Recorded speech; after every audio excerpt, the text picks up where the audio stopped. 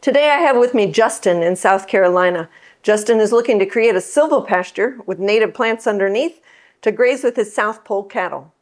I'm Elizabeth with Hamilton Native Outpost, and let's just jump into that conversation between Justin and myself. I'm in South Carolina. I'm in the PD region. Okay. So what's the regions of South Carolina? I don't know them super well. Yeah, Tell me a little bit I'm about in it. Kershaw County. We're sandy, lots of pines. Not so much fescue, more Bermuda is a problem here, Okay. which is maybe kind of harder. But we're hot and humid, and we do get quite a bit of rain. We're in that 30 to like almost 40 inches a year type thing. We've had 9 this May so far, which has been great. Yeah. And yeah, so we have a good growing season here. What I'm trying to do is not be so reliant on the darn Bermuda that turns brown and is, nothing wants to eat as soon as it goes to frost. Yeah. And the cycle of, you know, just running, putting everything I can out there to feed them is rough. Yeah. Yeah, so okay, let me make sure I'm understanding. So your main goal is like a forage. It's you have a cattle operation, cattle only or small ruminants as well, or Cattle only at this point. I will. We don't have much space where I'm currently at, but I just purchased a new farm up the road, okay. and that's kind of why I'm inquiring so much. My pasture here, my property here is very small. We have 6 head. We amp graze, so believe it or not, we are able to graze and keep them fed all but about 80 days on the grass that we have, Okay. which is only about 3 acres. But we're managing it in a way that, we're putting quite a bit of pressure on it, but they do really well on it. But we just bought a new farm that's about 24 acres, Okay. and it's in the process of being cleared and mulched.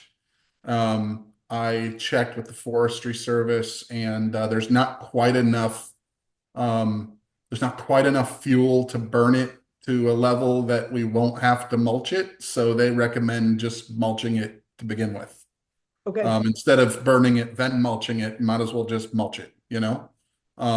So I want to start, since I have this here and I want to expand and I want to be, a more serious producer, I need more ground. And around here, there's a couple different types of land. There's very expensive cleared farms that have a lot of infrastructure and they're great.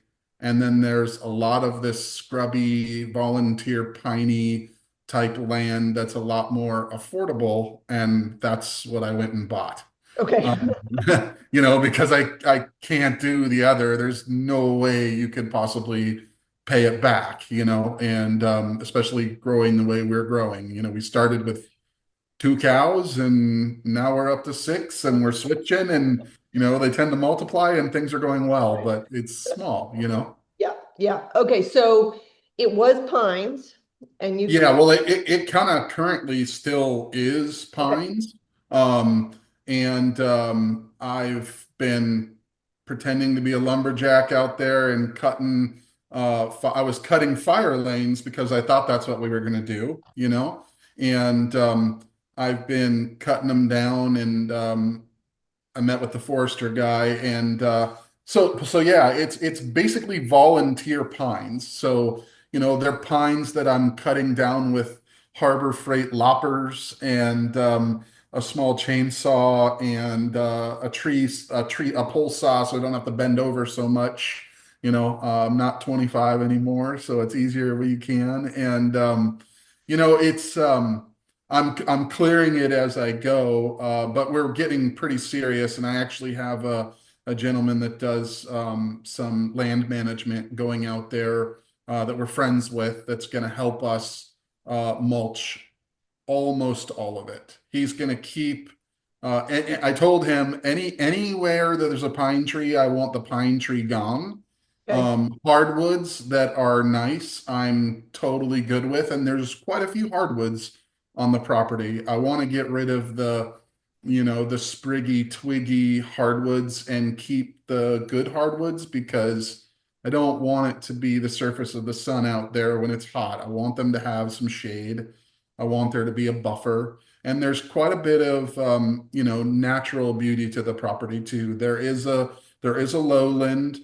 It's not a wetland, but it is kind of a lower draw where I think things like wetter species would do well, sedges and eastern gamma grass and things like that from your videos that I'm watching where stuff likes a little bit more water, I think would be better there. But I think, Indian grass, little blue stem, and switchgrass and big blue stem would do great up on the flat. Most of the property is, I would say, of the 24 acres, like 16 to 18 of it are up on that kind of flat, and then it kind of gradually rolls down the back, and the hardwoods are more, there's more hardwoods in the back in the lowland.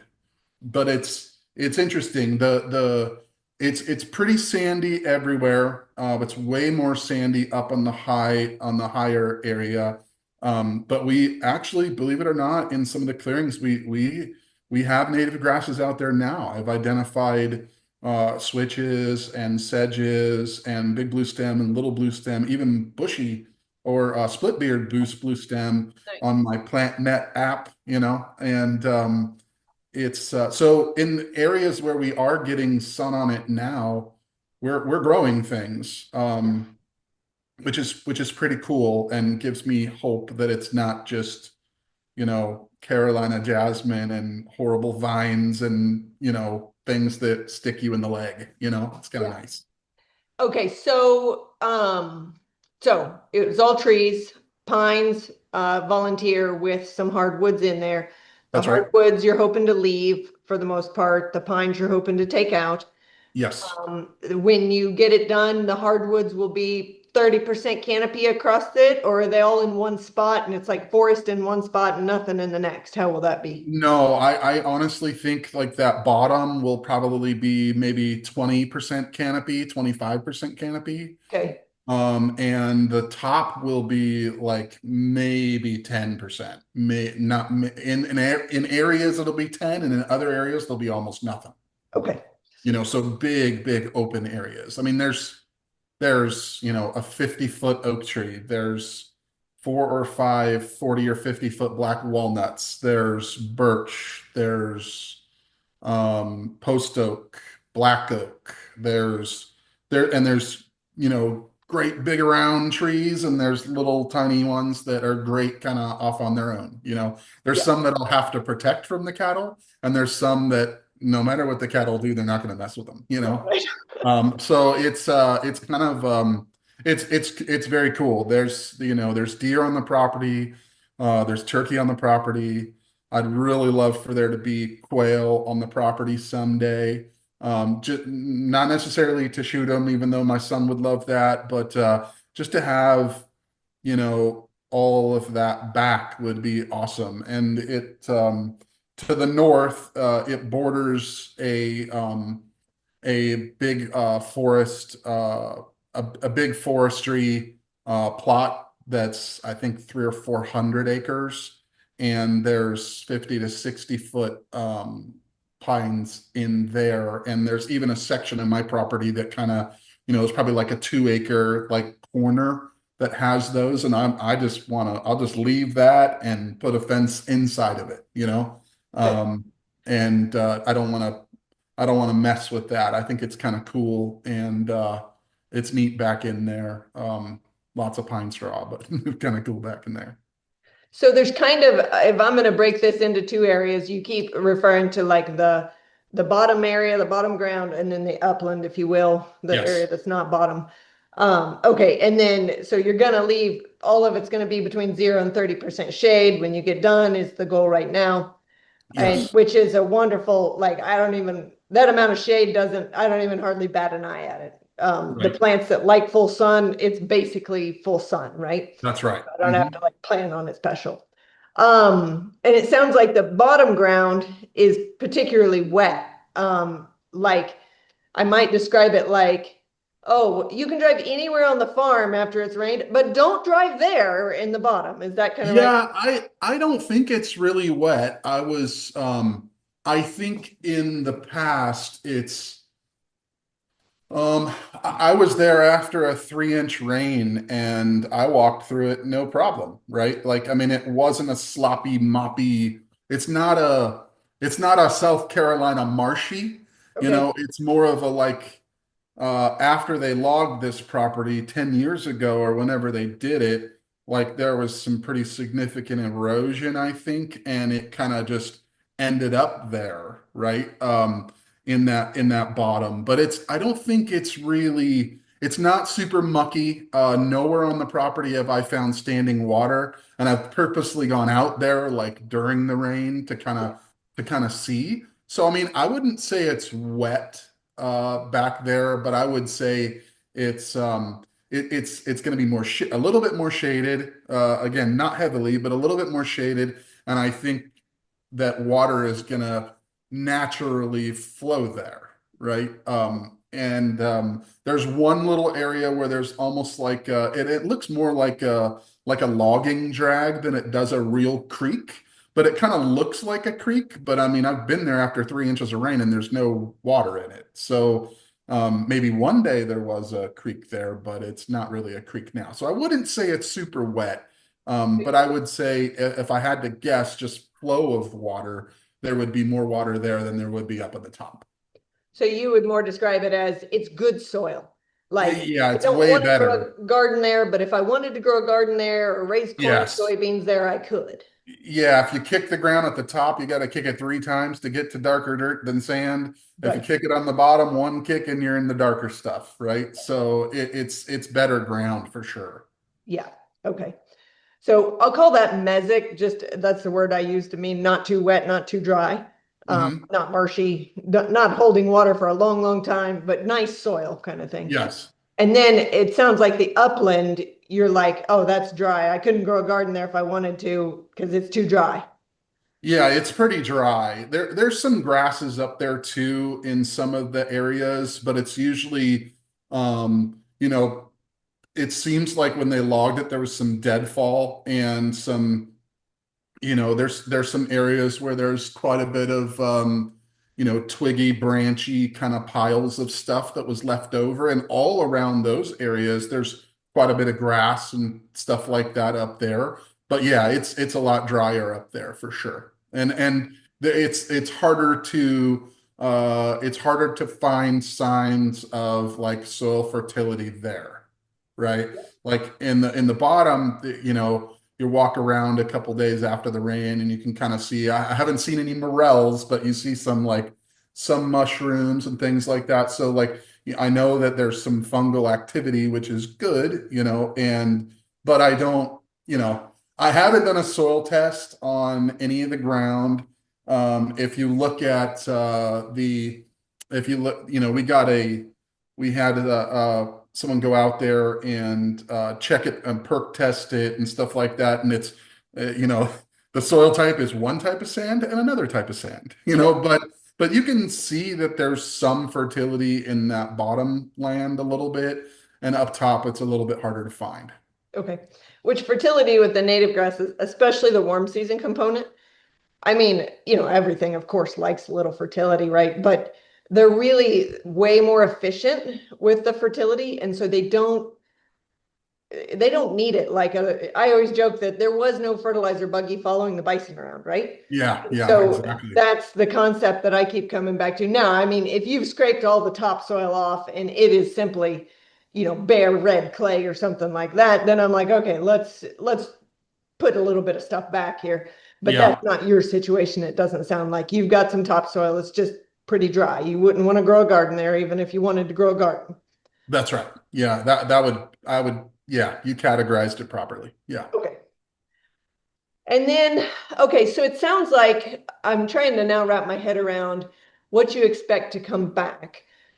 in this, and it sounds like there is some stuff coming back in it that's beneficial and native, but you're also like, oh yeah, we could have stuff like bad stuff that I don't want coming back in it as well. Is that a true That's right. statement? Yeah, that's right. I don't really know what to expect. I'm sure it's been, geez, if you look at some of the size of these stumps that are there, and by the way, it's kind of nice because they're huge stumps, but like you kick them with a boot and they kind of just poof, go to nothing. So it was logged a while ago because I know it takes a while to break that stuff down. So I mean, I'm guessing that what's gonna be there is kind of there, right? As far as bad stuff, as far as briars and blackberries and Carolina jasmine that tries to trip me every time I go to the property, and things like that. I'm guessing that it's there, but I don't think I'll really know what's gonna be there until we really get it mulched and see what comes up. That one of the neighbors on one of the next pieces over, it looks like he went after he's got a 5 acre piece, and it looks like he went after it with a brush hog and a small tractor. The only reason I say that is because it looks like that, and I saw the tractor one day over there on a trailer. But he's got all kinds of interesting stuff coming up in there. He's got garlic and all. I mean, not that it's not a pasture within a month of him doing it. That's for sure. But like things are coming up in it, so and it's not any worse or nasty than what I have on my piece. Okay. Well, so you've kind of got this forested situations when you clear them can be different. One Mhm. situation is what you're describing, where some stuff comes back. You're not quite sure exactly what you're going to get, how much of it you're going to get, that sort of thing, but something's coming back. The other situation that we sometimes run into is like nothing practically comes back for a period of time. Like the Sure. seeds, it's been forested for so long that you really don't have seeds, that are coming back. And the past management was maybe so terrible that they overgrazed those plants that were there. And anyway, there's just nothing that really comes back. But Right. eventually something will come back. It'll either be an invasive weed or broom sedge or something like that. Yep. Um, but in your situation, you're at this like juncture where if you wait and just see what comes back, you may end up with a beautiful stand of stuff that you're like, oh gosh, I just couldn't have planted anything better. Like this is perfect. Right. If it doesn't come back as a beautiful stand, then like 10 years from now, if we're looking back at this and you're like, yep, it didn't come back as a beautiful stand, what you should have done is seeded as soon as you got it cleared, Right. or mulched, or like it doesn't have to be today, right? But you Right. need to, and we'll talk about getting seed soil contact and some things, but you're like, what everybody wants to do is wait and see if it's going to come back. Well, by Yeah. then it's like, whether it's good or bad, it's haired in with something. Yes. It may be invasive stuff that you don't want, and stuff that's not very productive forage wise, or it That's may right. be the best, prairie that, like it would have looked when the bison were roaming there, right? Yeah. Yeah. Um, so you're kind of either just realize, don't wait 5 years and then decide you want to seed it because your success Yeah. will be No, way lower. I'm a notoriously impatient person, and I've outgrown what I have, and I need it to be productive. As soon as it can be, but I also am not going to shortcut it to, you know, I'm not going to take the shortcut and not make it the way I want it. You know what I mean? Yeah. So, but yeah, I don't plan on waiting. I don't think I can wait. I got to go, and put it in there. And then, hey, if it would have been beautiful, um, maybe it'll just be more beautiful because I got to give it a jump start. And if that stuff comes, it still comes, Yeah. so that's okay too. Yeah, you're probably not going, unless there's a lot of invasive plants that you feel the need to kill, that you don't want out there. You're not going to do anything to really discourage. You're just going to start everything at the same time. The Right. stuff that's already out there, the seeds you plant, they're all going to start on the same day. So nothing gets a head start on the other thing. The only exception is if you have a bunch of, something you don't want out there, Bermuda in one corner or whatever, that you're like, Right. I want to kill that. Then, you're going to kill any established plants. Anything that's a seed in the soil is still safe Yeah. for the most part. But once it germinates, you can kill it with the same thing you're killing the Bermuda with. But Yeah. okay, so let's talk just a little bit. So where my mind's going in all of this is I'm trying to get an idea of your site. And then we need to think about what would you want to plant when you Mhm. get it cleared? And then how do you get it planted is that where your mind's going with it all too? Yeah, yeah. I've watched a million ways to do it. I watch your guys' videos of, having a good seed bed and then using a spreader Yeah, and dragging a cedar tree behind it. That looks awesome to me because I don't have a drill. yeah, My county, I believe I have access to a drill. yeah, Uh, I don't have a tractor at this point, but I got one coming. And but I don't know if it'll pull that drill. So I don't know. And I've never done that. I've never done that ever. So I don't know. I don't have a lot of confidence in me doing it at this point. I mean, I can hook up a spreader back there and try to get it dialed in and drag a cedar tree around. And, I know I could probably make that work if that'll work for me. If I get my seed bed, good enough to begin with, I think that I could do that. So, but yeah, I would like to get it. I have one of your product guides, your brochures. I was actually, believe it or not, I actually drove through your area, and you guys were 20 miles to the west of or to the east of where I was going to be. So I actually swung by and I got a little catalog and saw the fields. It was beautiful. The water was coming over the deal. It was a little scary, a little sketchy coming over that. I wasn't used to that, but very cool. But yeah, my soil is very different than your soil, and I don't know what works down here. So, yeah. but yeah, I would like to get as diverse of a being with the South Pole group and stuff like that and hearing how well, looking at how well those cattle do on mixed forages and a very, very diverse diet. I want as diverse a diet as I can get out there. And I just think it's a better thing for the earth anyway, you know? Yeah, I agree.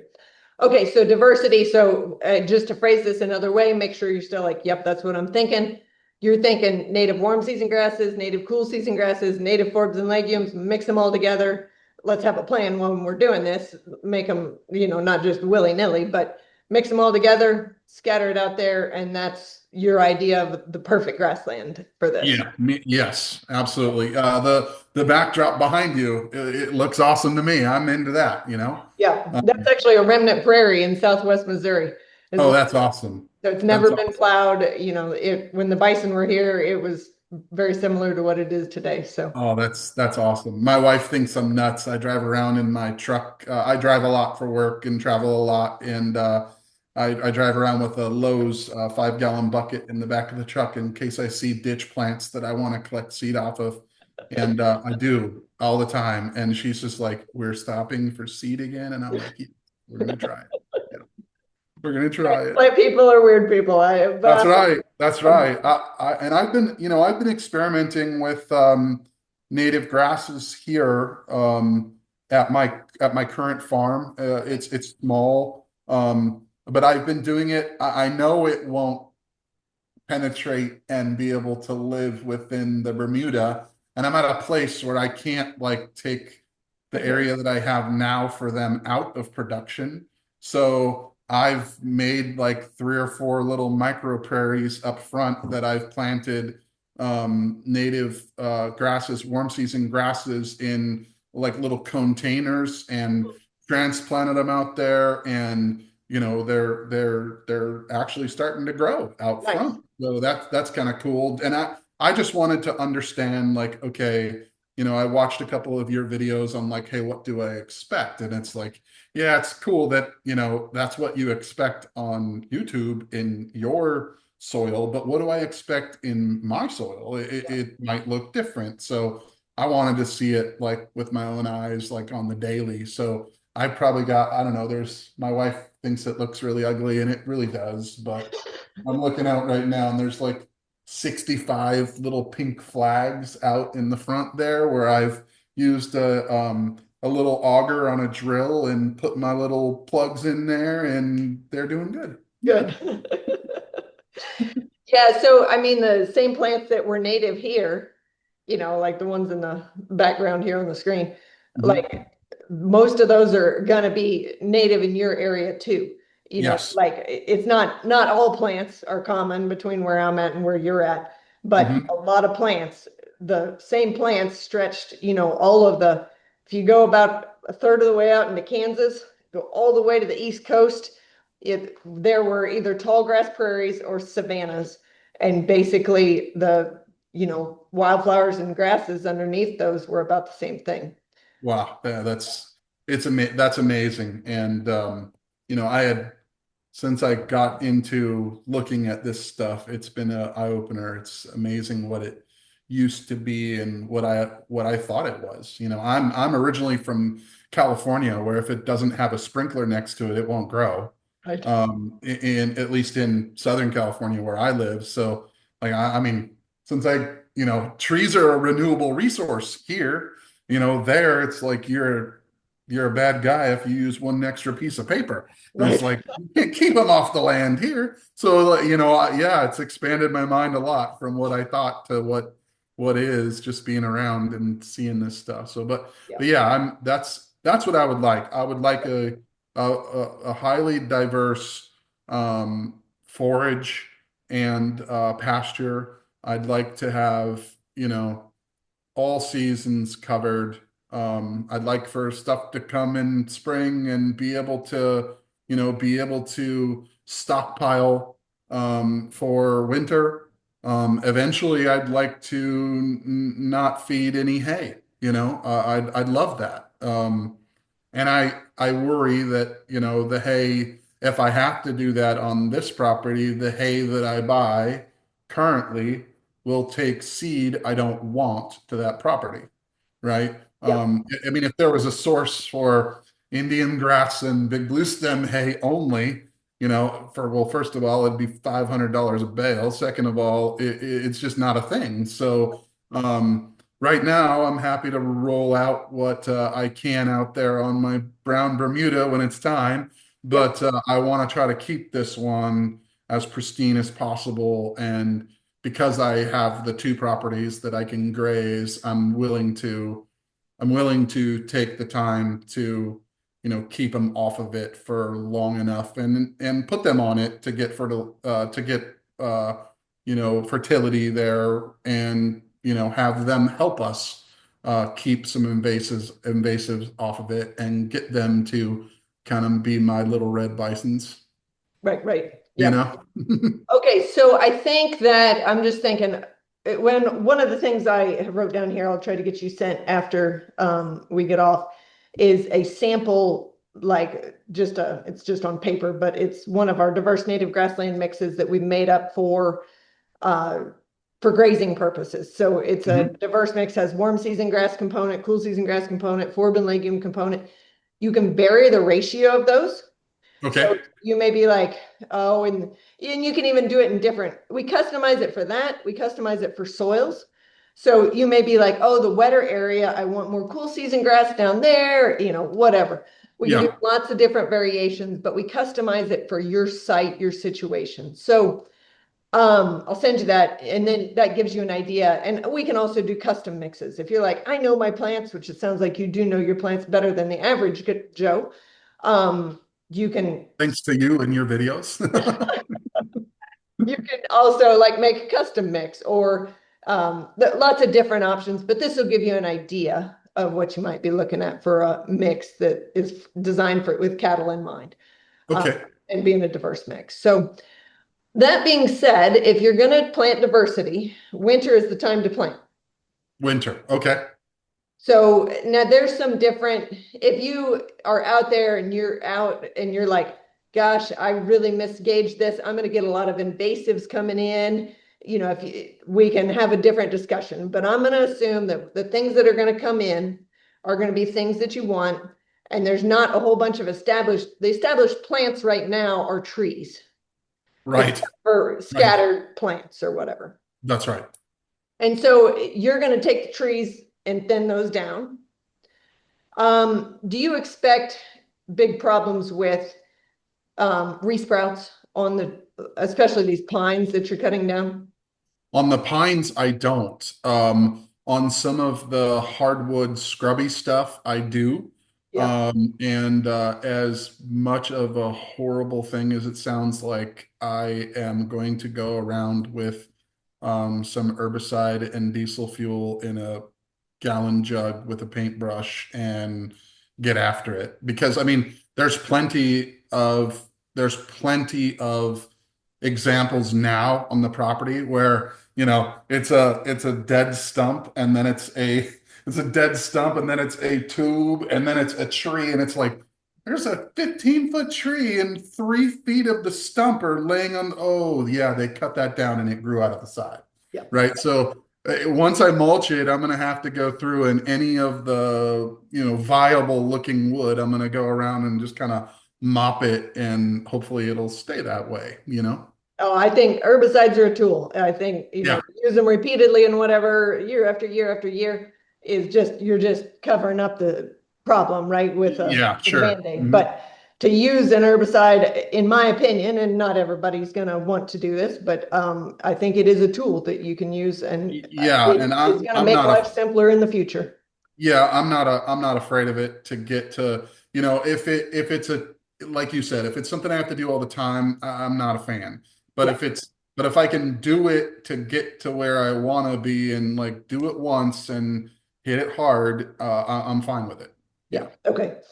So that's good. The other thing you might want to consider, and this is just kind of a little side note, but fire is a really good tool to use a couple different times. And one, we'll get into it more here.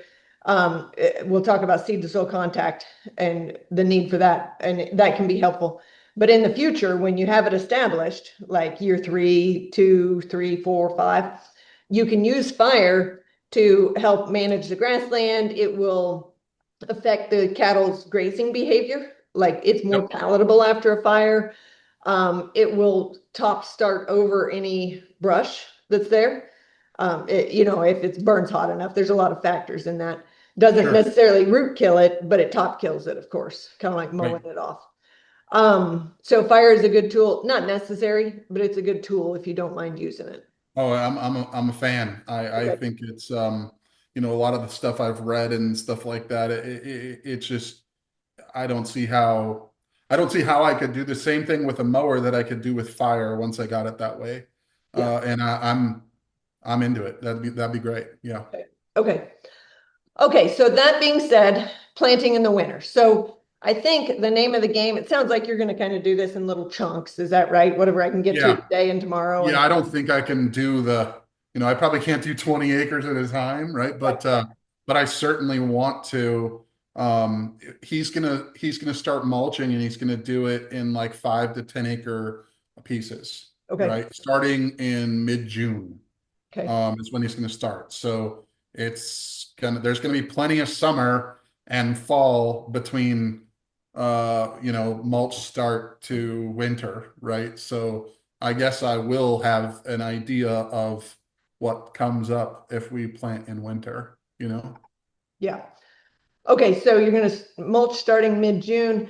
I'd say anything that you can get mulched, before um, winter, whatever that is, we can think about those exact dates where you're at. But um, you're going to want to, let's just say you're planting at Christmas, Hmm.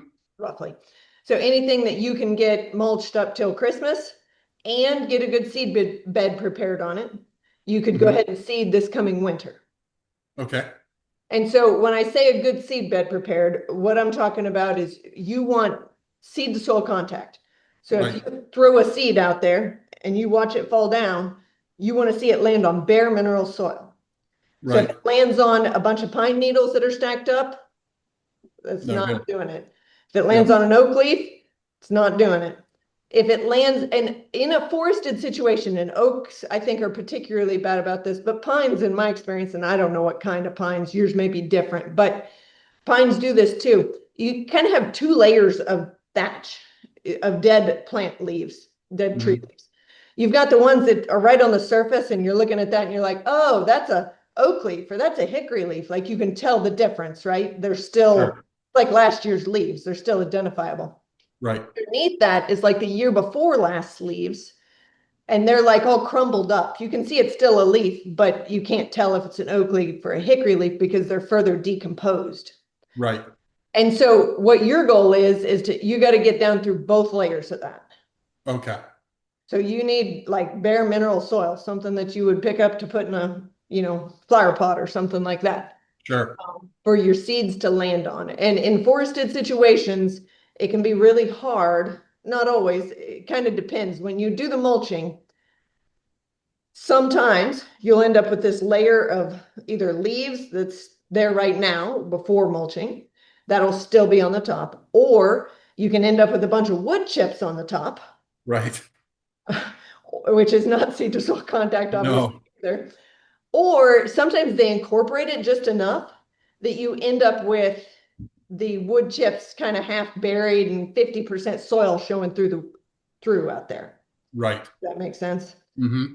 So you're just Would the gonna have wood chips and half soil kind of like be okay, as or long a as better you're alternative than just the wood chips? so I've Or got is it something that I need to like rake the entire, you know? as I've got concerns from two different angles. One angle is we need seed to soil contact so that the seed can germinate successfully. Because if Hmm. it lands up on top of a leaf, it's just not like that's not where it can't make contact with the soil. Its roots can't go down. It's not going to do anything. I Right. once thought I'd prove my husband wrong on that. I lost. Yeah. Yeah. So you're going for that seed to soil contact. I do have this concern, like if the wood chips get tilled in, that's fine as far as seed to soil contact. If you do too much of it, and especially like sawdust is way worse than wood chips at this, you can affect the carbon to nitrogen ratio. Mm. So it's kind of like thinking about putting lawn clippings on a compost pile. They'll decompose really quick because there's not as much carbon in them, like the carbon to nitrogen ratio is narrower. But if you Right. take a tree and you put it in your compost pile, or even wood chips or sawdust, it's going to take it long, long time to break down because the carbon is really high and the nitrogen is really low.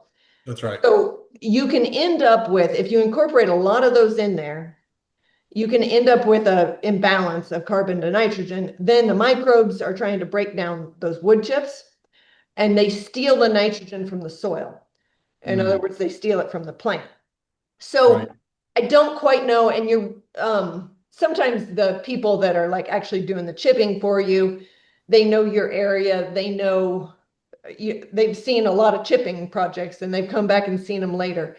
If they're like, no, I really don't see any nitrogen deficiency problems, which is often indicated by like poor growth on the plants or um, like yellow colors or something like that, I wouldn't worry about it. If they're like, yeah, that really does end up being a problem, you could think about, in general, I don't do fertilization, especially with nitrogen when I'm doing an establishment. Hmm. I can do the other things, but not nitrogen. But if I knew I was going to tie up the nutrients, tie up the nitrogen Right. wood chips, you might do some little bitty doses of nitrogen to just kind of, you're not necessarily looking to feed the microbes that are doing the wood chips. You're looking to put a little out there for the plant to use. Right. The microbes are going to take the rest of it, and then you come back in a period of time. I don't know the answer to that question on the carbon to nitrogen and incorporating those wood chips, but Hmm. I know conceptually you could have problems with it. Okay. And it all depends on how many wood chips there are too, right? Right. If you're mowing down a forest, like big trees, well, we're going to put a lot of wood chips on there. If we're just mowing Yeah. down things the size of my arm, that doesn't amount to that many wood chips. So, Yeah. Most of um, the pines that were taken down are probably like that big, right? 2 inches, little stuff, but there's a lot of them. There's a whole bunch of them. It's crazy. Yeah. You could also do a little experiment maybe to like use some cover crops Mm, to or the plants that are already there. But if you get some of it done here in June, you could use some cover crops to kind of gauge like do they grow well or do they look really stunted? Because and you kind of would maybe a fall cover crop. So you the June stuff, just a little area of it or whatever you want to do. You could put yeah. wheat out there, oats. Oats will winter kill here. I don't, will they winter kill where you're at? Do you know? Yeah, they will. They will. I've had a couple people tell me, oh, well, you're gonna have it mulched. Oh, that's great. After that, just spread a bunch of, I actually had a guy tell me, go out there and spread a bunch of brown top millet. That stuff will grow in a Walmart parking lot. And I was Okay. like, okay. And he's like, that way it'll get some roots in the ground. It'll keep it from washing away, and it'll kill off in the winter, and you'll be good to go. And I was, okay. Yeah. I'm just kind of taking all of it in from the fire hose. I don't know, but. And I wouldn't have Maybe any that wouldn't be a problems. terrible idea. I don't know. No, I wouldn't have any problems. We do it. We do a lot of cover crops. Sometimes we do, sometimes we don't. We've always got reasons, but cover crops can be a really good tool to prevent soil erosion, Hmm. and that sort of thing. So it would not bother me. I always like to watch the weed content and the seed that I'm getting, Sure. because you can get things you really didn't want, like cuckleburs or Johnson grass or something like that. Yeah. But to use some millet as a summer cover crop, and then you can watch for fertility, nitrogen problems. Right. And then you could use some oats for a fall cover crop, like, and then you could, I would keep the millet from going to seed, is Okay. any of it, but the oats, if they winter kill, won't be an issue. And I like the oats because they winter kill, and then you don't have to kill them. Right. Like if you use wheat, it's still going to be there next April and That's May, right. and it's That's competing right. with your seedlings. That's right. So we really want things to die by Christmas or January or something like that. Um, Okay. so yeah, Well, I you could, could, I honestly, I could probably, if I don't know much about brown top millet. I mean, I've seen stands of it around here, and I've had friends tell me, "Oh man, the cows love it," right? Which is great. I know that they'll eat the oats. I had oats in my pasture out here, and they loved that too. But yeah, I think that would be pretty cool. I could probably just graze them on it, you can and graze them that on. would put a whole bunch of pressure on it too. Um, you know, just shrink down the wires real small and let them run a lane, and just get them to pound it, and then it'll probably be good. Yeah. Yeah, you can definitely. It doesn't bother me if they graze it. You'll get some more biology added to the soil, that sort of stuff. Okay. So grazing it's not mandatory, but it's sure a good tool if you've got the ability to move them over there. Uh, Yeah. I and might then have to call in some friends to get more head on it too. They'd probably right, be happy to come over and graze, that's for sure. Give their places some rest. Yeah. first see how it establishes because cover Yeah, crop yeah, oh yeah, for sure. annual plants are kind of like I remember the time that my father-in-law he planted some turnips out here because he was using it as a cover crop and a conversion, and he got 14 turnips on 14 acres. And so Oh, no count on that, right? that's tough. Yeah, that's a Yeah. tough one there. So lots of things can go wrong, weather, planting depth, all of that. But yeah, millet would be a great choice for the summer, and then oats for this fall. Um, Okay. that would be, I love those choices. And then don't let the millet go to seed. The oats should naturally die. And then you can plant your native stuff, come Christmas time or so, um, is what and then you need to be able to get seed to soil contact. Okay. Back to that conversation. So now if you've used the cover crops, the cows may in some part help get seed to soil contact. You proved to yourself you can get seed to soil contact because the millet came up, the oats Hmm. came up. Um, so that's all good. But the millet and oats may have added a lot of thatch, dead plant material Sure. to the soil surface. And so then you're going to be like, okay, how do I get those yeah, and if the cows graze them off, that's fine. If all you have is like some stuff sticking up out of the ground, some stems, like I'm Yeah, not worried stubble. about Yeah, vertical stuff. I'm worried about lay thatch down. on the Yeah. ground. Yeah. So it depends on how much grazing pressure, how good of a stand you get, but you may or may not need to do something like use a controlled burn. Okay. But seed to soil contact is your goal. Okay. Yeah. And then you can broadcast it. I mean, that's how you were talking a little bit earlier, like drills are kind of intimidating. I can't disagree. And in fact, we actually broadcast all of our seed here, not because drills are a bad tool. Drills are a fine tool. There's ways you can go wrong with any of it. And so Sure. with a broadcast machine, what you got to make sure that you do is that you get seed to soil contact. A drill helps you out with that, right? It like makes a little hole, puts a seed in Right. it, mashes it down, and like you're way more likely to get seed to soil contact in a marginal situation. But as long as you've paid attention to the seed to soil contact thing, the only other thing is don't bury it too deep, no more than an eighth or a quarter of an inch, which is Right. the thickness of a quarter, right? Like this is really thin.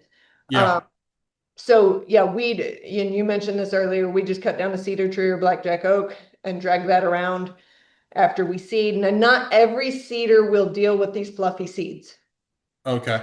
It's imagine seeding feathers, Yeah. and then that's Yeah. going to be what you're doing. Yeah. And so they want to bridge up over the exit hole. And so there's a couple good options. We use a pendulum spreader. Vicon is the brand, a common brand name on them, but they work really good. They have an agitator in there to keep it from bridging up and whatever. That's one option. But the cheaper and easier option is to use a fertilizer buggy. Okay. And so then you're going to use fertilizer as a carrier. So you'll have to either fertilizer or pelletized lime. And a lot of times I prefer the pelletized lime, but fertilizer can be successfully used too. But unless you're worried about the carbon to nitrogen ratio, you're not going to put any nitrogen on. So avoid the Okay. nitrogen because it promotes top growth of the weeds at first.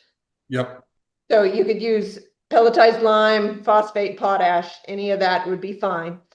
And you just want to, like, if you're renting the fertilizer buggy from the local co-op or whatever, wash it out, make sure there's not, some seed in there you Yeah. want, or these herbicide impregnated fertilizers.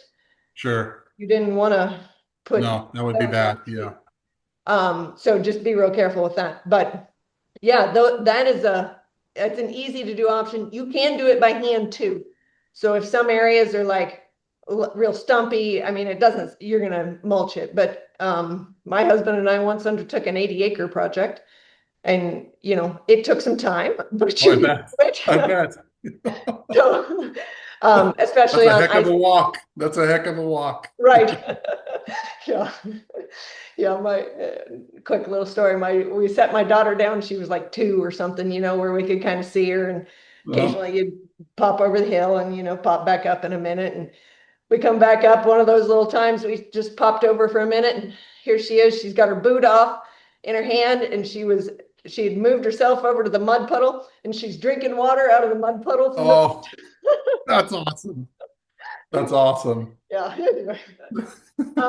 But if you're doing like 5-acre chunks, like Yeah, five that's acres is doable. way more manageable than 80. Yeah. It'll probably take you a day to get it done. But it sounds like you're out there with hand loppers lopping things off. So you're I after the am. Yeah, exercise. I'm not afraid of it. That's for sure.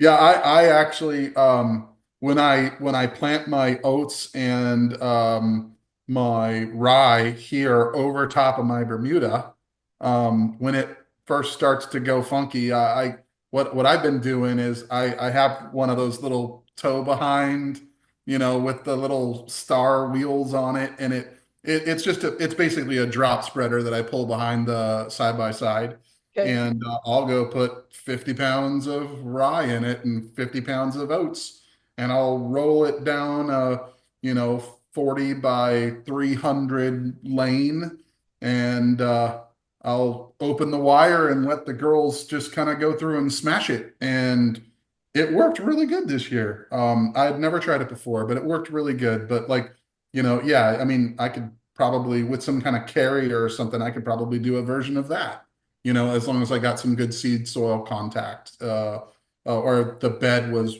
good enough to do a version of that. So yeah, there's that would be awesome. That'd be awesome.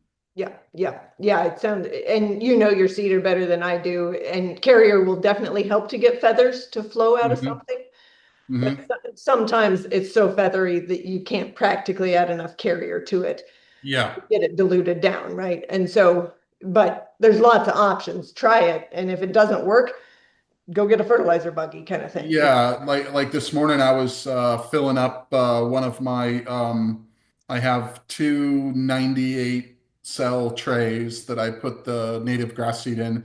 And this morning I refilled one of them because I put them all out there under the ugly pink flags that my wife hates. But I cleaned it out, and I planted I sowed black-eyed Susan, I sowed switchgrass, big blue stem, and little blue stem in the tray this morning. And the difference between the switchgrass and the little blue stem is crazy. Like the Yeah, little blue yeah, stem seed is like 3 times the size as a switchgrass seed.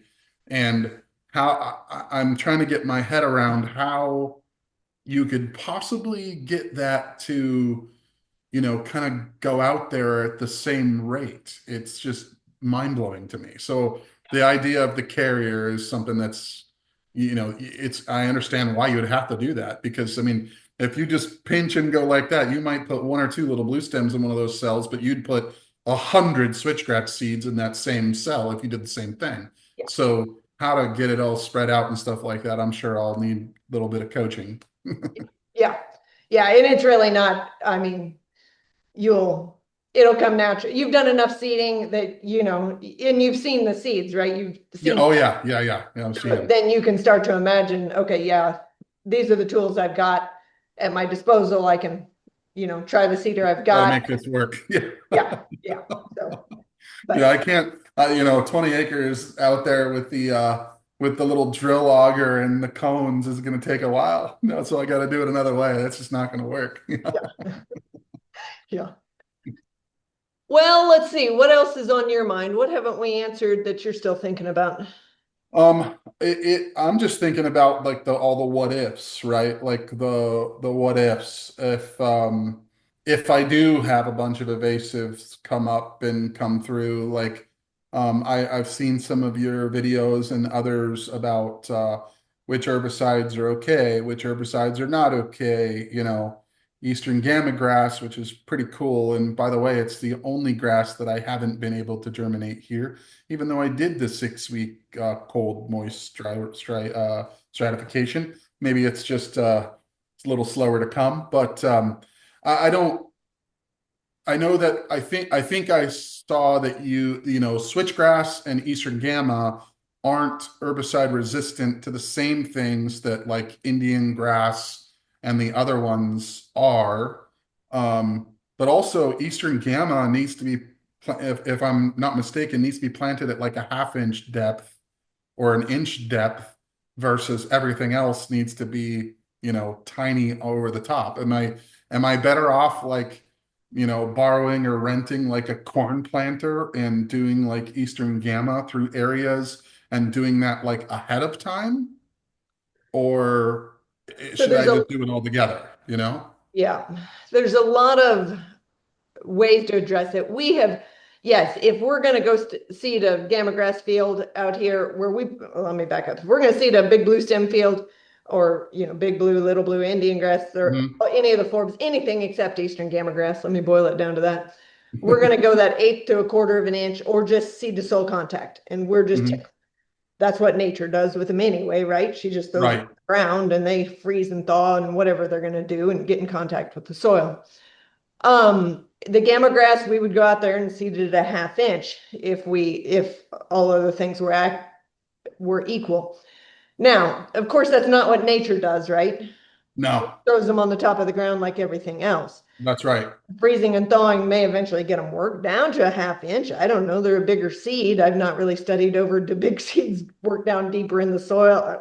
I don't know. Yeah, I don't know. But we have successfully established a stand of Eastern Gamma grass, it was straight Eastern Gamma, with by broadcasting and then dragging. Okay. Now, I don't want to push my planting dates when I do that. Like if my cutoff date is February 15th, that's what it is here where I'm at. I do not want to do it on February 14th. I Right. want to do it back in January or December. Um, just to give it more time for nature to work its magic to get it down in really good contact with the soil. And if you were doing a full stand of it, I would not recommend that. I mean, we did it, but we're kind of silly and do things to experiment, whatever. Yeah. And you're doing it for production of the seed, right? Which that's not what I'm doing. So that I could see the benefit of that. When you want to harvest it, you want to harvest Eastern Gamma grass seed because that's what you sell. Yeah. So yeah, I get that. Yeah. So for you in a diverse stand, you can either decide I'm going to broadcast it out there with all the rest of it. I'm kind of lazy. That's what I'd probably do because Hmm. it's just, what is it, 10, 20% of my stand? Yeah. It's a small percentage. Now, if you were doing a straight 100%, I just want gamma grass in this field, I'd be like, I mean, you can try it and it'll probably work, but I probably wouldn't try it. It's just too expensive to try that with. Yeah. But, or you can do what you said and you can do it separate in some areas and then come back in and do the rest of the mixed broadcast. No, nothing wrong with either one of them. It's just kind of which one do you want to go to the extra work, but maybe a little Mhm. more safe? Or do you want to not do the extra work and it might be a little more risky? Yeah. So one's maybe safe, but the other one's maybe more patience, right? Patience as far as you got Yeah, to as get far out as there and it when it do the when it work. gets smashed in and worked in and decides it wants to show up. Yeah, it could be that it's not as fast. I mean, our experience was it germinated just the same as if we had drilled it, that year that we broadcast that field. Hmm.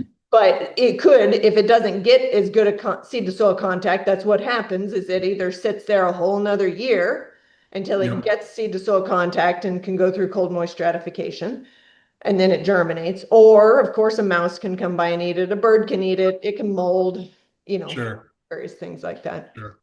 Um, Also, you mentioned the invasives. What if the invasives come in? Right. So you've got a wonderful time here this summer to evaluate what's coming in. Just be a good student of the land.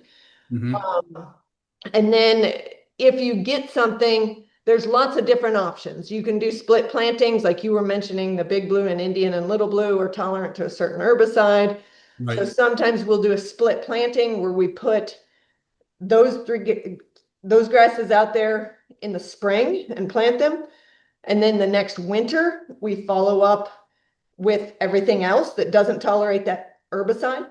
Okay. So there's that option. Sometimes it's just a matter of spray it as you're going through the summer and get it killed. So it all depends on what the weed is.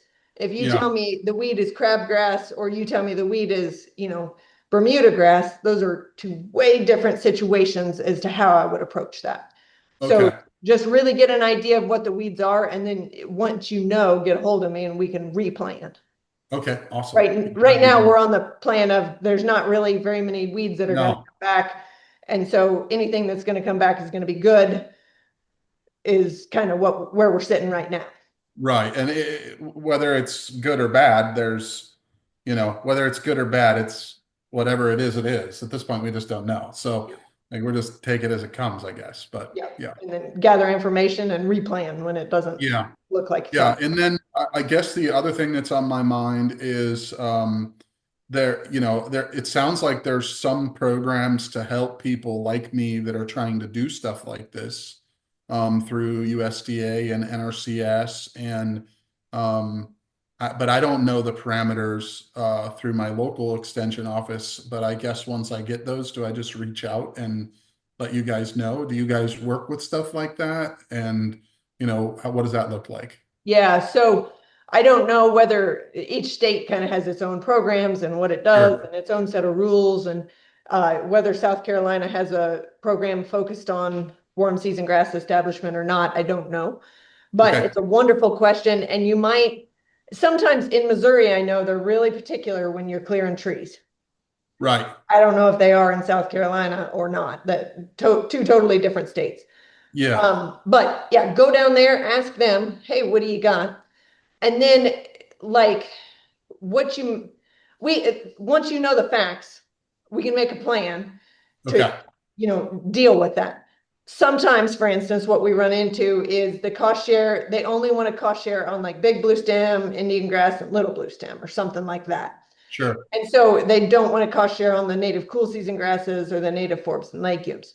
But these cost share programs, they're not, they don't usually care if you go above and beyond.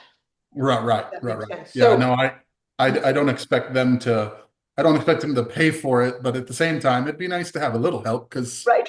it's not cheap, it's not cheap. I'm looking at it, it's like, oh, this is, it doesn't sound like a lot when you're, oh, it's $20 a pound. Well, when you're putting 7 pounds per acre multiplied by 20, holy cow, that's a big deal. And that's Yep. one variety, right? So if we're talking about 30, it really gets kind of crazy. So yeah, yeah. So okay, I went down there. They're the ones that they're the ones that recommended that I meet with the forester for a prescribed burn. And so I actually met out there with someone that they recommended. So I know they're not like opposed to burning and taking the trees down, Okay. especially if I'm, gonna, especially, there's no shortage of, volunteer pine covered fields that don't have a lot of diversity around here. Right? There's no shortage of those. There is a pretty big shortage of, what I'm trying to do around here. I haven't seen one. Yeah. If someone's got one, they have it hidden pretty well, or because I've been driving around looking, and or they're quiet about it. So either way, yeah. So I'm hopeful that they would want to help, and there might be some programs to help, and even if there's not, it's still what I want to do. Yeah. And sometimes you get an agent. I mean, everybody has to start work someday, right? Get out of college Mhm. and start work. And so sometimes you get one of those agents that's just trying to figure things out, same as you are, right? Sure. Sometimes you can get somebody that's very knowledgeable and they can even like, I was talking to somebody from Arkansas yesterday and they're like, yeah, we did some demo projects on different landowners. So, there's all sorts of different things that can be Sure. done if you get a hold of the right person that, has the knowledge of the systems and all of that stuff. So Right. just have those conversations and keep feeling around and yeah. Yeah. Yeah, for sure. For sure. Yeah, I'm not shy about asking. You probably can tell from my personality. I've got coming into this South Pole thing, I have a couple mentors and I think I drive them crazy sometime, but like, Paul Epting at Rolling Hill Ranch and Ethan Ford at Easy Eat Cattle Company in Pageland there, I think I annoy them. Like, what is this? What are you gonna do this? Well, how are you gonna do this? What do it? I have no problem asking questions. So that's I will certainly go ask. Oh, that's good.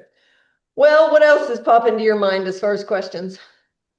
Um, I don't think I really have any. I think I'm a little bit of a note taker. I have, plant at Christmas, maybe the nitrogen dosing, see what comes, brown millet in the summer, followed by oats in the fall. Maybe burn it, maybe broadcast it. We'll kind of see what comes. I think from now it's like, you know, hurry up and wait and see where it goes. Yep. So it's just exciting. It's gonna be really cool. I think it's gonna be awesome to have the opportunity to, even if it's just for the cover crop purpose, just to get the girls off of my current pasture to give it some rest. I've seen quite a bit of stuff come up in there. When we moved in here, it was, no fence, no nothing, 8 foot tall dog fennel, snakes and all kinds of stuff like hiding in there, tires, and it was ridiculous. my neighbor Lorenzo is terrified of snakes. So anywhere there's a 4 foot piece of dog fennel, he offered and brush hogged it for me for basically the fuel, which was awesome. And then I went out there with a 0 turn mower and mowed it like every 3 days to keep it from coming out of there, to keep anything else from coming up. But then it just went Bermuda, and I thought that was great. Yeah. And it's better than what it was, Yeah. but it's like, oh man, but it's Bermuda. But ever since I started like amp grazing it, I'm starting to get clover, and I never planted any clover. And I'm starting to get Lespedeza, and I never planted any Lespedeza. Yeah. So I'm seeing there's all kinds of sedges out there and Yes. lilies, and my wife gives the girls watermelon leftovers, and all the, they're pets slash, part of our business. But all of a sudden there's a watermelon coming out in the field because we gave them watermelon. So cool stuff comes up out there, and it's always fun to watch. And I think that giving them the ability to rest this pasture will help this pasture too. And then maybe I'll have the opportunity to, call you back again and say, all right, it's an established Bermuda pasture. What do I got to do now that we are going to keep them over here, and maybe, replicate it? So I know that's a different, completely different program. Yeah. But that'll be, I think that'll be fun too. Yeah. Yeah. Well, if you get more questions as you get to thinking about it, or you're like, hey, I didn't expect these weeds, they're coming on, give me a holler back and we'll chat again on it. I will have some of the sales gals, because they're better at it than I am, send you some information on that sample mix, and also some tips on doing a silvopasture. We've talked about a lot of them, but there'll be a few more on there. And then some seeding information too. And that'll Okay. give you, you may have seen some of it or all of it already, but that'll make sure you know that it exists. So, Sounds good. Yeah.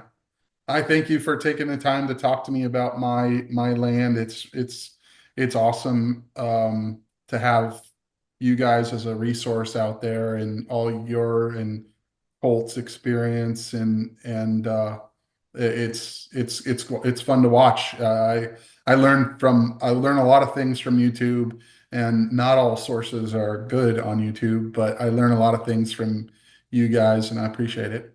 well, we kind of have this unique niche of knowledge where, we have the livestock, we do the native plants. And so most people that do native plants don't have livestock. That's right.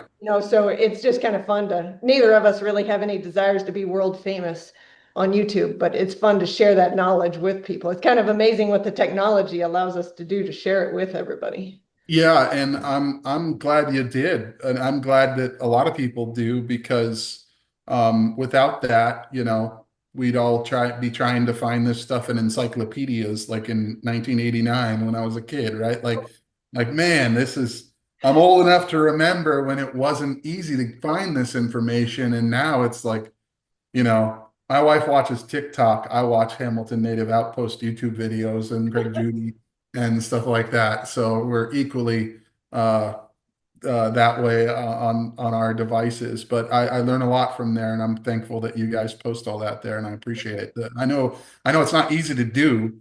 So, but I bet there's a lot of people that learn from that. Yeah, yeah. Well, we're glad to share it. So yeah, glad they're being useful, because otherwise it's no fun. That's right. That's right. Okay, well, you get more questions, give us a holler again and we'll chat again. But otherwise, yeah, we'll go from there. Thank you so much. I really appreciate it. Yep. Thanks, Justin. All right, take care.